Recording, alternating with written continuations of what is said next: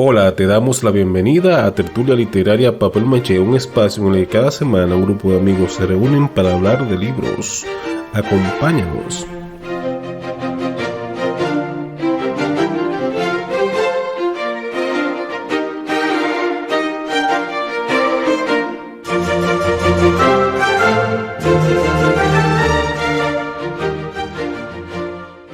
En este episodio conversamos con Héctor Santana sobre su libro de cuentos Hombres sin órbitas.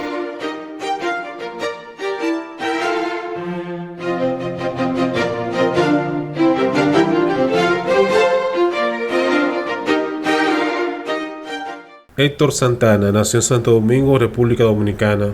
Ha publicado los libros Por los caminos del ensayo y Poesía práctica.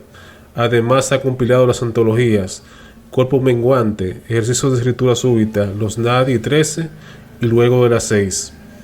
Ganó el primer lugar del Premio de Literatura UCE 2015 con la novela La mano de Dios y el primer lugar del 20º concurso de cuentos de Radio Santa María 2013 con el cuento Only Young Girls. Además, fue premiado en el concurso para talleristas de poesía y cuento del Ministerio de Cultura en el 2012. Sus textos aparecen en distintas antologías como Sospecha Colectiva, En el fondo del iceberg, Santo Domingo No Problem, Summer Writing Institute Anthology en New Hampshire y Aviva Bosch. El autor realiza una importante labor de difusión de la literatura dominicana mediante la realización de talleres de escritura creativa en distintos medios, destacándose de su trabajo en el Politécnico Madre Rafael Ibarra y la Universidad Iberoamericana.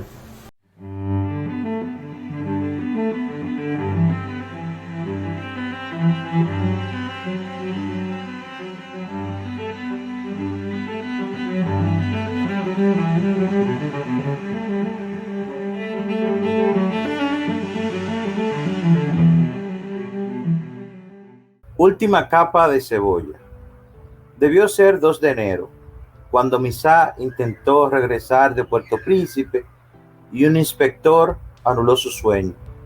El polvo del camino se metió por todos los orificios de su cuerpo, en finas capas, algunas de las cuales prometían abrazarlo todo.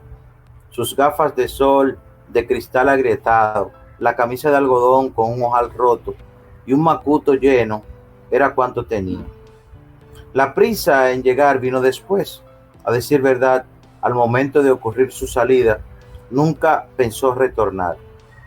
La nueva ciudad le atraía más. Repudiaba la humilde colección de casuchas y la miseria en Guanaminte, Guanamén, Guanamet, Juanaméndez, o como sea que se diga.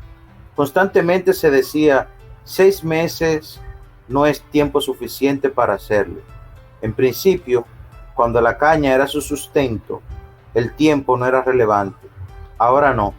Ahora ha diversificado su vida y trabaja en asuntos tan dispares como atender a una señora con miedo de estar sola, acabada de llegar de un país lejano. En la noche es celador y pesador de cocaína para un traficante del vecindario. En realidad, desde que atravesó la frontera, tenía pensado regresar el 31. La mujer retornaría a la casa en la misma noche vieja. Odiaba los ruidos y la truculencia del sincretismo religioso. Se detenía a pensar, todo sincretismo religioso es truculento. Aparte del miedo a la soledad, un hecho lamentable le hizo salir el día 2, cuando en realidad quiso salir antes. Quiero una explicación, señor. El pasaporte en manos del haitiano temblaba y una nueva capa de polvo se aproximaba desde la carretera. Su visa está vencida, dijo el agente 19, sin quitarse sus gafas metálicas del rostro. No está vendida. Cuando el haitiano pronunció esa palabra, una ráfaga de polvo golpeó al oficial. Vencida, he dicho, replicó, dando media vuelta para tomar un formulario, dejando ver su arma. Me queda un mes más. Ese no es un tiempo reglamentario, aseguró dando ligeros toques con la yema de los dedos sobre el reluciente 38. Usted debe dejarme cruzar. Tengo pendiente la atención de un señor muy enferma. Necesita 3 meses como mínimo. El haitiano no entendía de reglas ni procesos migratorios. Tengo que trabajar. Un señor me espera con depósito repleto. Dejarlo cruzar en esta situación es imposible, señor Misato. ¿Usted entiende? Soy pesado. ¿Y cuántos empleos es que tienes tú? Cuidas a una señora, un almacén y eres pesador de caña, pero para ustedes no hay empleo. Usted también se va a trabajar a otro país. El agente hizo silencio. Misato le quitó el polvo a sus gafas.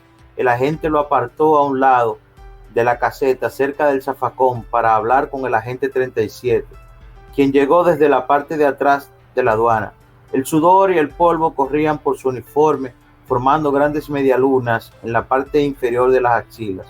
A continuación, los agentes 19 y 37 llamaban ahora a la joven Suki. El agente 19 se va. La joven haitiana se aproxima. Dice unas palabras a la gente que la miraba puesta en Misato. El haitiano rehuye los inmensos ojos de Suki. La joven cruza, echa una mirada de rencor a Misato, quien permanece petrificado.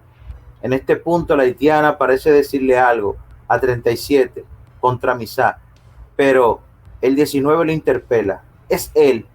Si queremos mantener nuestros puestos, debemos capar al perro. La joven asiente. Los dos agentes aseguran sus armas.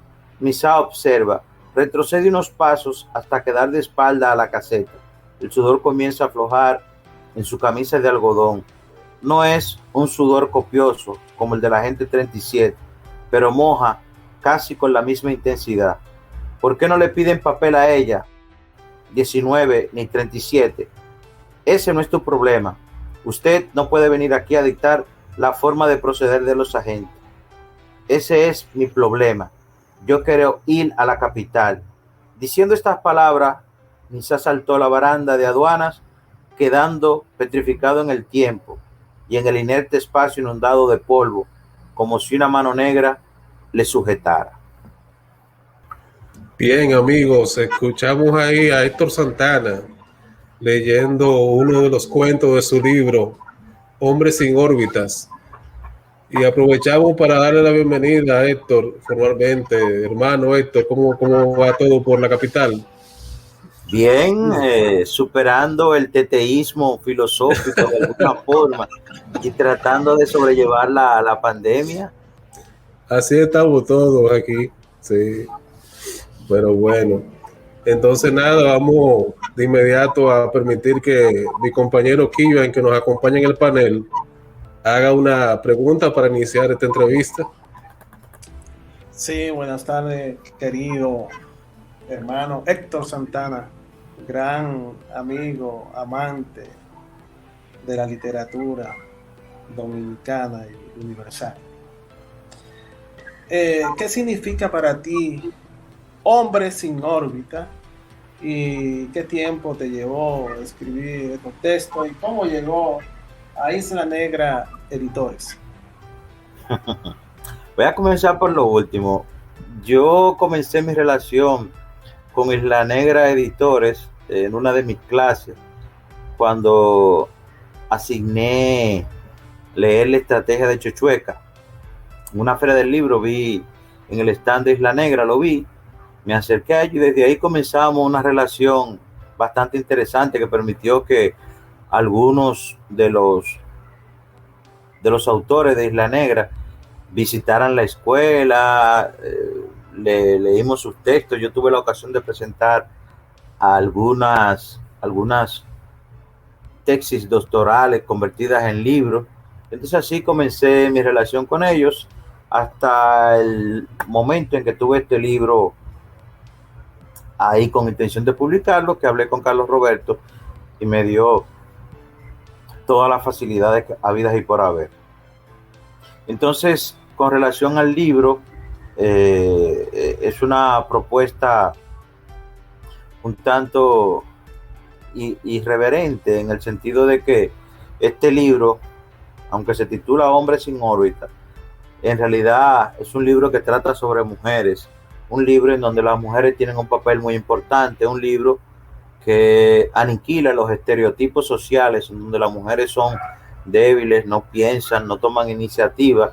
En Hombres sin órbita las mujeres están empoderadas, tienen unas visiones muy verticales que le permiten casi siempre sortear todos las limitaciones que la misma sociedad les brinda o les ofrece. Entonces, desde esa perspectiva, Hombres sin órbitas es un libro que tiene mucha actualidad. Creo que ahora tiene más actualidad que cuando lo publiqué, porque ahora las reivindicaciones que plantean muchos grupos sobre la necesidad de que se respeten los espacios en donde las mujeres han sido coartadas en su participación, ahora es mucho mayor que cuando yo lo publiqué. Y siento que de alguna forma este libro también es parte de ese proceso, aunque sea en algunos aspectos muy pequeñitos, pero es como un granito de arena para que podamos conversar, podamos discutir, podamos adentrarnos a desenmarañar la madeja social en donde hemos sumido a la mujer y hemos limitado su accionar. Héctor, como tú te referías en este libro, la mujer es la que tiene un papel esencial, a pesar del título, ¿verdad? A mí me llama la atención lo que tú mencionas en el cuento, en este cuento que leíste, Suki, ese personaje. Aparentemente sucedió algo entre Suki y Misa, y hay como una especie ahí de complot contra Misa ahí entre Suki y los agentes de migración, ¿verdad? Entonces eso me llamó la atención, aunque no está muy evidente, pero sí se advierte que hubo algo ahí, una especie de traición de parte de Misa a Suki, no sé, una situación ahí que determinó que ella conspirara contra él. En una situación que se da todos los años aquí en la República Dominicana, que los haitianos vienen a trabajar y a fin de año se van hacia su país y entonces retornan en enero. Es una situación que se da anualmente y que tú retratas muy bien ahí, todo ese ambiente, se respira ese ambiente ahí del sudor, del polvo. Me gustó mucho la ambientación que tú lograste en ese cuento, realmente. Me encantó. Gracias. Me encantó. Ese personaje, de alguna forma, es un guiño, un homenaje que yo le hago a un libro y específicamente a un gran poema, que para mí no es un gran poema, como si fuera un gran cuento. Este libro en donde aparece Madame Suki y Eric, el noruego. Sí, claro, sí, es un poema tremendo. Sí, Yelida es un poema maravilloso, escrito por Tomás Hernández Franco, un texto que yo considero como cardinal dentro de la poesía dominicana por su alcance.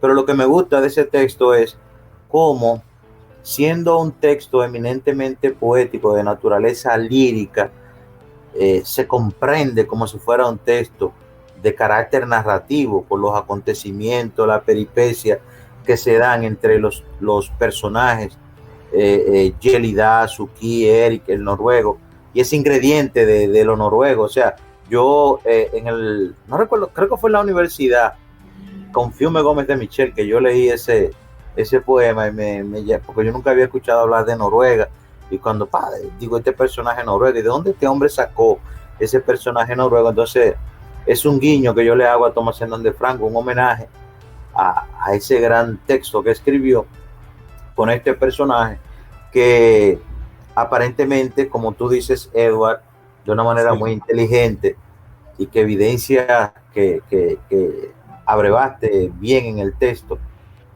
hay un problema que aparentemente el día de Nochebuena ocurrió ellos dos, y que en realidad el personaje no está de viaje, sino que lo que está huyendo.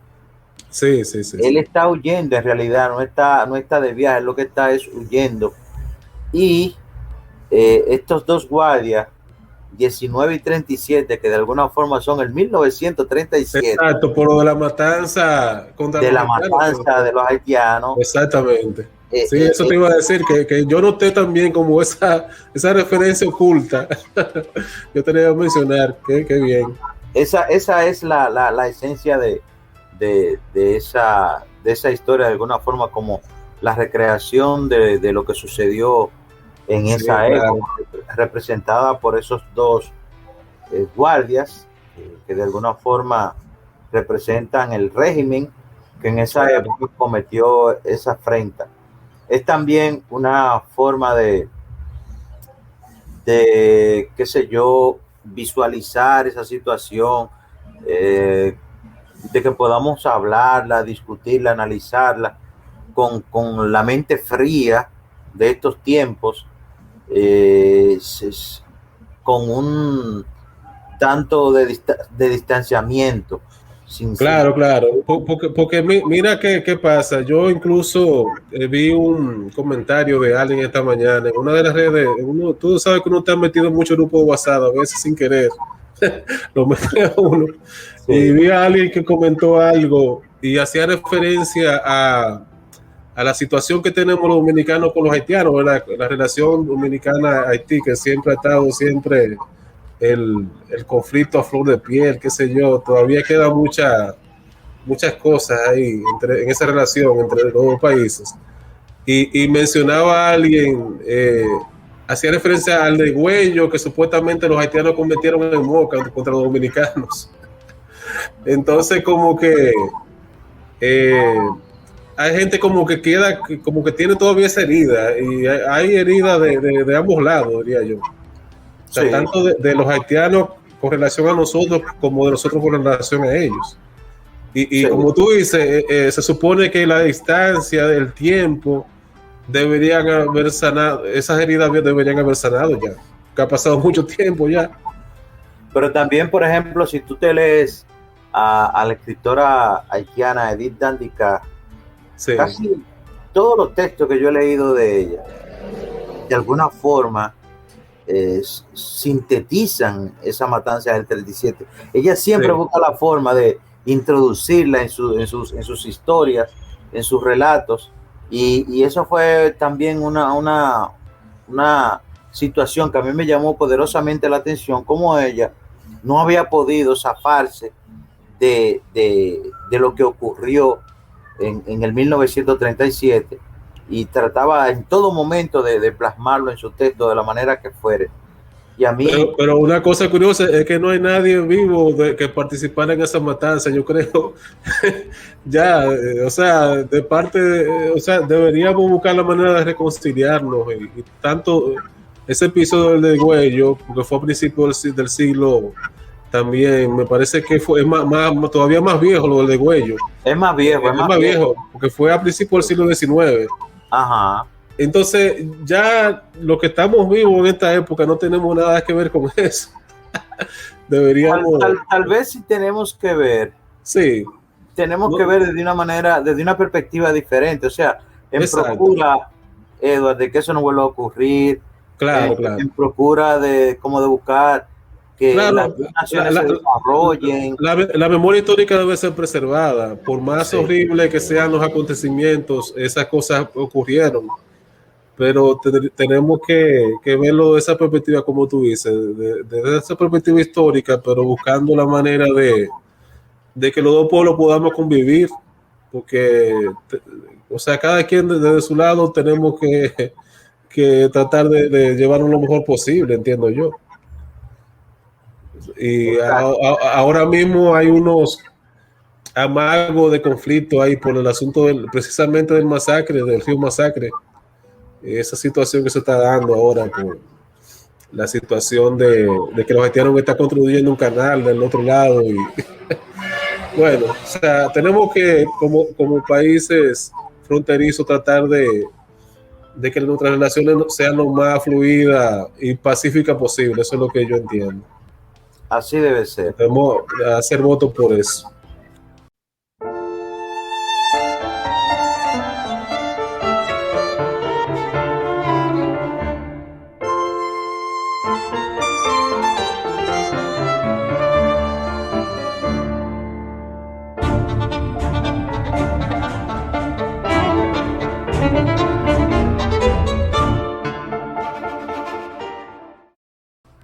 Periplo islandés.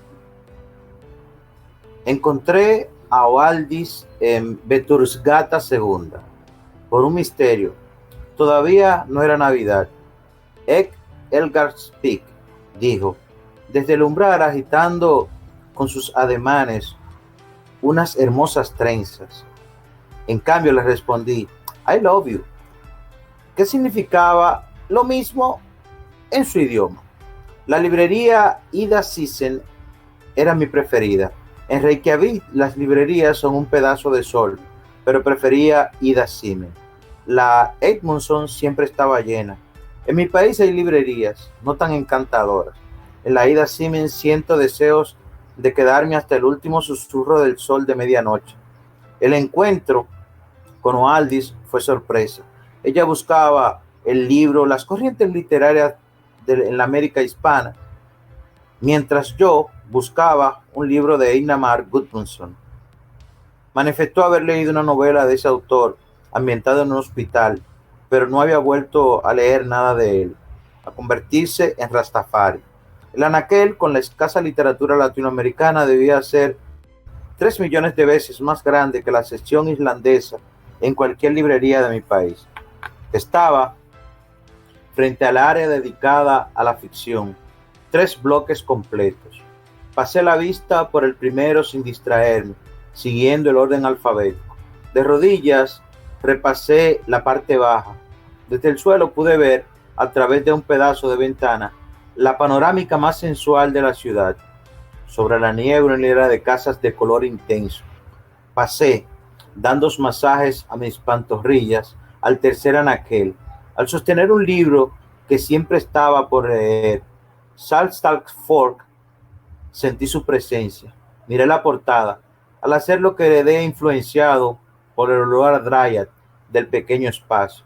Cerré el libro. Di una vuelta lenta. No pretendía quedar como indiscreto en un país extraño. Ella estaba detrás, trenzas en la espalda, al estilo Marley. Hablamos de cosas sin importancia, aunque ella siempre destacaba por incluir cosas interesantes. Contaba cómo llegaron sus antepasados a la ciudad. Al concluir, era ostensible una lágrima en aquellos ojos fríos. En esta ocasión habló de 2 cosas. Una de ellas fue el Jolabokaflu, pronunciado por mí como Jolabokaflu, o compra de libros para regalar en Navidad. El otro tema versó sobre una nueva salsa para cocinar el salmón. Deseaba superar el plato de langosta al coco de la conmemoración del primer año en estas tierras.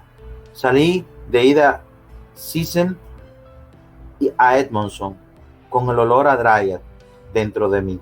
Para mi sorpresa, el local tenía la cantidad de gente apropiada, ni mucha ni poca, suficiente para ver los libros sin estropearse.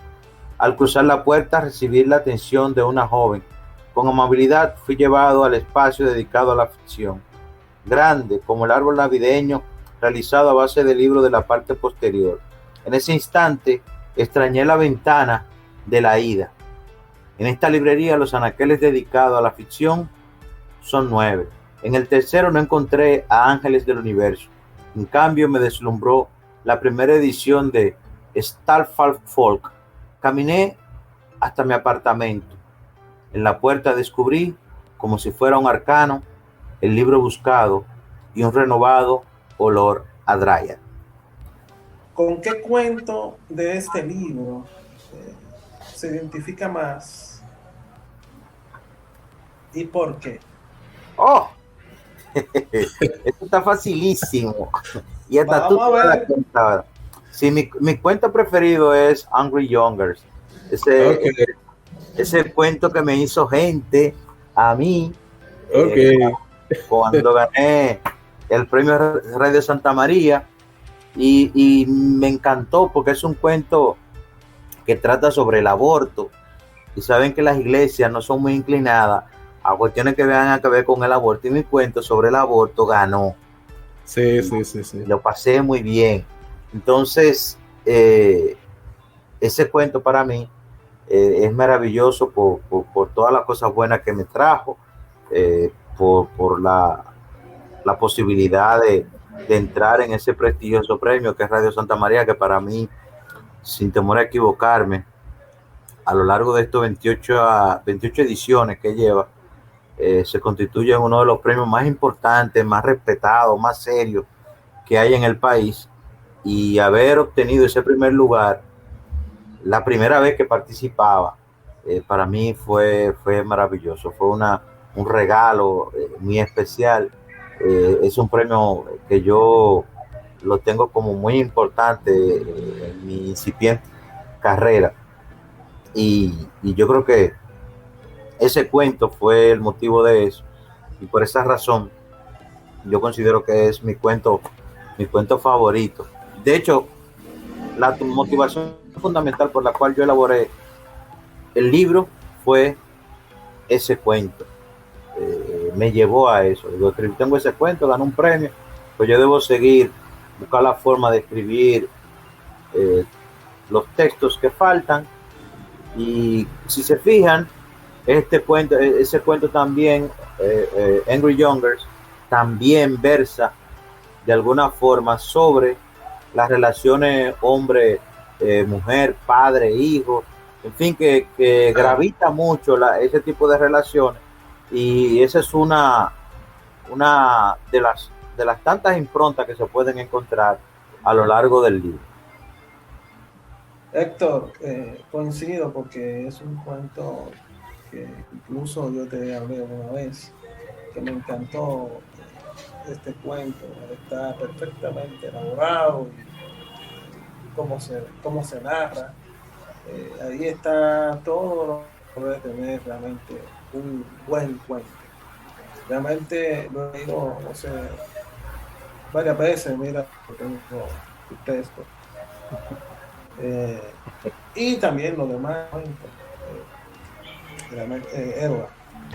Héctor domina, como te dije, uno de los escritores de narrativa breve, de cuentos, que está bien posicionado para mí dentro de la literatura dominicana. Así es, claro. Héctor, yo te quiero preguntar con relación a este cuento que acabas de leer, Periplo Islandés. Confieso que hay una palabra que se repite varias veces en el cuento, que es dryad. Ajá. Yo quería saber, esa palabra, porque en español sería driada la traducción. Sí. Puede tener dos acepciones, una que tiene que ver con las ninfas del bosque y otra con un tipo de árbol que parece que da una fragancia, y de ahí sacan una... Muchacho, no te vayas tan lejos. ¿Tú no te recuerdas del jabón Dryad que usábamos? Bueno. El desodorante Dryad. Esas flores se dan en Islandia, tú ves. Y como yo sabía que nosotros la conocíamos, porque se vendía desodorante Dryad. A mí me sonaba pues, de algún lado, pero no recordaba que era de eso. Pues me debes 100 pesos entonces ahora. Excelente, qué bien. Esa florecita que tiene el pomo ese del desodorante Dryad, eso se da en la virgen, es como si fuera la grama de ellos, esa florecita. Entonces, valga la publicidad, pero todavía aparece ese desodorante. Sí. Aparece, sí. Ok. Sí, ahora sí, ya me llegó eso de allá atrás, o sea, porque hacía mucho que no escuchaba hablar de eso. Sí. Imagínate que ahora uno está acostumbrado a ver muchas marcas, ya no es como antes, que no. Ya el asunto del mercado de las cosas se ha diversificado de una manera tremenda. Tú buscas cualquier cosa y encuentras 50,000 productos diferentes de lo que tú busques. El mercado es así, se ha expandido. Entonces, Héctor, ya en una pregunta más seria que te voy a hacer. Yo sé que tú trabajas en un centro educativo, según vi en tu biografía, en la capital, un politécnico, me parece. Y no sé si también das clases en UNIBE, en la Universidad Iberoamericana. Háblanos un poquito de esa experiencia tuya, docente, de tus... cuéntanos cuál ha sido tus satisfacciones o frustraciones, no sé, en esa tarea tan noble de enseñar, ¿verdad? Y a veces tan difícil que es enseñar, ¿eh? Entonces, cuéntanos un poco de eso, de tus años en la docencia. A diferencia de lo que pudiera decir cualquier maestro, para mí, mi paso por las aulas ha sido maravilloso. Creo que tengo frutos que recoger y a partir del tiempo, en un dilatado tiempo, seguiré en ese proceso de recoger frutos. Considero Okay. que me ha ido muy bien, simple y llanamente por una serie de criterios que me definen como maestro y que tal vez eso conforman parte de mi filosofía de vida. Una de ellas es ser el primer alumno de mí mismo. O sea, yo Okay. no soy maestro de estos que enseñan y no hacen. No, Sí. si yo estoy trabajando contigo para que aprendas, pues yo también tengo que aprender. Regularmente, por esa razón, nunca repito los libros que les asigno a mis alumnos, como hay muchos maestros entrampados que no han podido zafarse de Over, ni del masacre ni de Riquillo, ni de unos fascículos de la Ilíada y unos fascículos del Quijote, y viven entrampados. Ellos piensan... Yo me río porque nosotros hemos analizado todas esas obras que tú mencionas ahí de Over, Masacre ese pasapié y todo, están en el podcast, lo pueden buscar los oyentes. Y siempre he pensado en eso porque fue una librería de aquí del pueblo de Tenares. Y esos son los libros que tú ves en la librería de los pueblos: Over, el Masacre ese pasapié, La Sangre. Como que siempre son los mismos libros. Evidencian una sutil mediocridad. Y me perdono. ¿Sabe por qué? Porque el Masacre de Pasapié, como decía hace un rato, es un libro obligatorio, es un clásico de nuestra literatura. Exacto. Ahora, el maestro que pone eso todos los años es un maestro que se ha quedado anquilosado en el pasado y de la peor manera. ¿Por qué? Porque no es verdad que él pueda implementar ninguna renovación en su praxis. ¿Por qué? Porque a él le resulta fácil asignar recurrentemente lo mismo. Claro. No es verdad que él va a hacer innovaciones. Por ejemplo, yo repetía antes el Quijote, me encanta el Quijote, pero el Quijote es un fanal. Sí. El Quijote yo lo repetía y le decía a mis alumnos: miren, Manuel de Falla escribió Retablo de Maese Pérez en honor a Cervantes. Vamos a leer el Quijote y vamos a escuchar el Quijote que escribió Manuel de Falla. Entonces, los alumnos, con un pie en la música y otro pie en el libro, con algo se quedaban. Otra forma era, yo tengo un libro del Quijote que tiene la receta de lo que se comía. Vamos a preparar toda la comida del Quijote, el curso entero. A usted le toca pan de Camacho, a usted le toca duelos y quebranto. Sí. Cuando nosotros hacíamos esa exposición gastronómica con estos productos, estos platos que nunca los estudiantes habían visto ni habían probado, la experiencia era increíble. Eso no se olvida nunca. Esos son métodos innovadores para enseñar, o sea que... Yo no sé si son innovadores, yo lo que saco es ver un resultado. Y otra, ¿tú sabes lo chulo que es? Ir a comer o ponernos a escuchar Retablo de Maese Pérez vestidos como uno de los personajes del libro. Sí. Y al final, usted tener que decir el fragmento que más le gustó de ese libro, vestido con ese personaje. Seleccioné a Sancho por esto, por esto, por esto y por esto. Y de Sancho quiero leer esto. Algo se me va quedando. Entonces, también pasa lo siguiente. yo no creo que el espacio de una clase o de 2 o de 3 sean suficientes para que el niño pueda descubrir lo que es el Quijote. Lo que yo estoy seguro es que yo hice como los dragones de Komodo. Sí. El dragón de Komodo te muerde y te deja. Porque Sí. él sabe, el veneno que te inoculó te va a matar. Entonces, cuando él sabe que ya tú estás muerto, él regresa y te come. Entonces, eso mismo pasa con esa metodología. El muchacho ya yo lo he envenenado de tal forma que él va a comenzar a sentir curiosidad por terminar de leer el libro, por leerlo de una manera diferente, no como yo lo fui guiando. Y entonces esas fueron de las cosas que a mí me llenaron de mucha satisfacción. Yo creo, sin temor a equivocarme, que mucho de lo que yo soy hoy se lo debo a mi trabajo en el Politécnico Las Caobas, que hoy en día se llama Politécnico Madre Rafaela, y la calidad de los estudiantes que tuve, la calidad de padres, que sea una cosa que se perdió. Los padres del Politécnico Las Caobas, en un porcentaje inmenso, eran padres que apoyaban las ejecutorias de sus hijos y que apoyaban las ejecutorias de sus maestros. En vez de cuestionarlo, se daban la posibilidad de ver qué es lo que este hombre busca con estos muchachos. Y tengo, por ejemplo, un recuerdo maravilloso a raíz, por ejemplo, del fallecimiento de Marcio Veloz Magiolo. Cuando a Marcio Veloz Magiolo le dedicaron, creo que fue como el 2008, 2007, la Feria del Libro, él, desde que se lo dijeron, le dijo a Pedro: yo quiero que tú invites a un profesor de Las Caobas, que es un trabajo bellísimo con mi libro Biografía Difusa de Sombra Castañeda.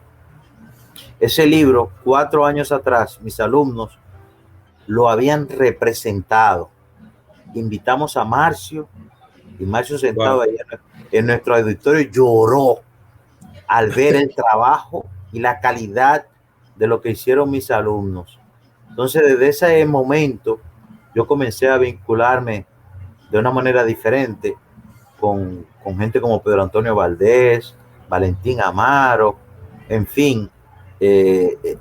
Pude también disfrutar de muchas cosas porque un porcentaje muy grande de los autores dominicanos pasaron por mi salón de clase, por mi clase, y conocen mi trabajo, no de teoría, sino, oye, yo vi muchos maestros llorar allá, llorar como niños, al ver de qué eran capaces mis alumnos, al ver cómo redimensionaban sus textos, cómo los interpretaban, y que no era una cuestión de pose, sino era un trabajo de concienciación, un trabajo de búsqueda estética, un trabajo de proyección de la condición de estudiante, porque no era un asunto de yo poner ahí marioneticas para que hicieran, sino que todo lo que se ponía era el producto de las decisiones de los estudiantes. Simple y llanamente daba como un punto de partida y ellos se iban y desarrollaban sus ideas y sus criterios. Y hoy en día muchos de ellos me agradecen esa oportunidad, y yo le agradezco más a ellos porque con ellos me hice facilitador del trabajo literario. Con ellos aprendí que dar clases, más que esa cosa que dicen de que es un sacerdocio, yo no creo que sea sacerdocio, ni sea nada de eso, es una responsabilidad social, porque la transformación de la sociedad ocurre bajo el sedazo de la calidad de maestro que tú tengas enfrente. Entonces, no puede ser posible que un maestro enseñe a leer si el maestro no lee. No, claro, imposible. Si el maestro se quedó anquilosado con un libro, no es posible enseñar a escribir con un maestro que no escribe. Entonces, esos son de las espinitas que tiene nuestro sistema educativo, que lamentablemente a esta hora del juego ha sido difícil poder extirparla de nuestra columna vertebral. Sí, así es una realidad terrible que tenemos nosotros por delante. Porque con lo que tú dices, o sea, si el maestro no lee, ¿cómo, de qué manera puede motivar a los alumnos a que lean? O sea, Hay No, una manera. la motivación es, tú sabes que, miren, tienen que Sí, leerse ese libro. Quiero la sí, biografía del autor, el exacto. género, dónde nació, quién es el protagonista, y ya eso es analizar el libro. Y los muchachos se van al rincón del vago, internet, y lo buscan Y y lo encuentran copian. todo. Por ejemplo, Porque son los mismos libros de siempre. sí, cuando nosotros leímos la novela de Kivian, Sí, el Museo Louvre, sí, convertimos el salón de clase en el Museo Louvre. Y correcto. todas esas obras que menciona la novela, hubo que Sí, fotocopiarlas y llevarlas. ¿Y sabe qué pasaba? El sí, guía del Louvre era yo. Y los muchachos sí, iban entrando uno a uno. ¿Cómo se llama esto? Ah, esa es fulanita de que si yo quién. ¿Cómo se llama esta? Esa es fulanita de que si yo quién. Y sí, aparte de eso, la música la tenía ahí, le daba un también. botón. Claro, Eh, sí, ¿Qué porque es una novela donde la música tiene mucha Oh, preponderancia también, claro. oye, carajito, que lo que oyen es dembow, que te reconocen y te tararean el bolero de Ravel. Cuando yo escuchaba, digo, no, pero Sí, eso es mentira. Tú no sabes lo que es el bolero de Ravel, porque tú lo que conoces es a todos estos tigres que cantan dembow y qué sé yo cuánto, y conocían al dedillo el bolero de Ravel. ¿Por sí, qué? sí, sí. Porque el profesor que los puso a leer el libro de Kivian se leyó el libro de Kivian también. Y mi intención era ese esfuerzo que hizo Kivian, que ellos pudieran percibirlo, la calidad de ese trabajo, la calidad de ese trabajo. Hay una, una pieza que él menciona, una pintura que ahora no recuerdo, pero que es como estamos hablando de degüello, pero yo creo que es como el desuello, algo así, que es una obra bastante rara, y esa obra hubo que buscarla. Y cuando nosotros, en el ejercicio de reconstruir la novela completa, buscamos todos estos referentes que menciona la novela, al final los estudiantes se apropian del libro y difícilmente eso se les olvide porque ya es parte de su ADN intelectual. Héctor, sí, en realidad estoy contigo en la parte como educas a tus alumnos. Puedo que en la feria me encontré con algunos de ellos, me llevaron el libro y cómo pareció este libro. Entonces me dijeron, es del profe Santana, que estudiamos su libro, La Taxida Mixta, y me hicieron la experiencia, me contaron, hablaron conmigo. Y le agradezco, Héctor, porque entonces realmente una parte muy importante de la educación. Héctor, el futuro de la literatura dominicana. El futuro de la literatura dominicana está en el hecho de su praxis. Kivian Castillo acaba de ganar el segundo lugar en Radio Santa María. Entonces, aparentemente, yo no sé si tú te diste cuenta, estamos en un momento de transición. Los pejes gordos de Puerto Plata se murieron. Ramón Gil no va para Santa María ya. Omar Mesón no van para Santa María ya. O sea, no sé qué raro, no mencionaron a no estaba ahí, este muchacho de Santiago que siempre participa, que Danilo. Danilo Rodríguez, creo que No es. sé qué Sí, sí, raro, sí. Sí. pero si te fijas como que hubo un desplazamiento generacional, ahora viene otro. Entonces, ahí está el futuro. Hay una serie de jóvenes, dentro de los cuales están Ramón Gil, Omar Mesón, todos esos muchachos de Puerto Plata, de Santiago, de Tenares, y en esencia es el trabajo. Hay que seguir escribiendo. ¿Cuándo? 24/7, en pandemia, pospandemia, prepandemia. Tenemos que seguir trabajando porque la literatura se hace camino al escribir. Entonces tenemos que escribir, tenemos que seguir trabajando.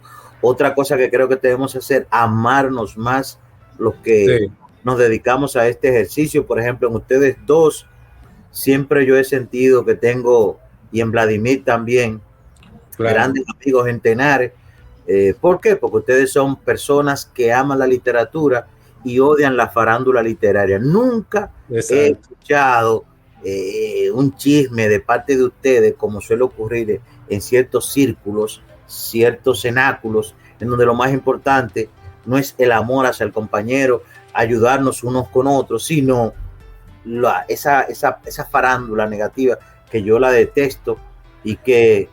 Claro, yo creo que eso hace mucho daño a nuestra literatura, ese ambiente de tirantez y de división, o sea, no lleva a ningún lado. La empequeñece. Exactamente. Entonces, yo por eso los admiro a ustedes, los valoro, los respeto y en verdad le doy gracias por esta oportunidad que me han brindado este sábado, dedicarlo a hablar de literatura, que es una de mis tantas pasiones y algo que yo creo que también pertenece a mi ADN. Claro, entonces, muchas gracias y la verdad que le he pasado muy bien con ustedes. Igual nosotros, y antes de que te vaya, quería preguntarte, ¿dónde uno consigue el libro Hombre sin órbita? ¿Se puede conseguir todavía? Sí, el libro está en Librería Mamey, es el único sitio donde eso es en Santo Domingo. En la Mercedes, casi frente a la iglesia de las Mercedes. En la zona colonial. Calle Mercedes, de la zona colonial, sí. Bueno, sí, gracias Héctor, realmente uno de nuestros grandes escritores de República Dominicana. En otro momento estaremos dialogando de otro texto porque bastante tiene también de calidad. Gracias Héctor. Correcto. Gracias a ustedes.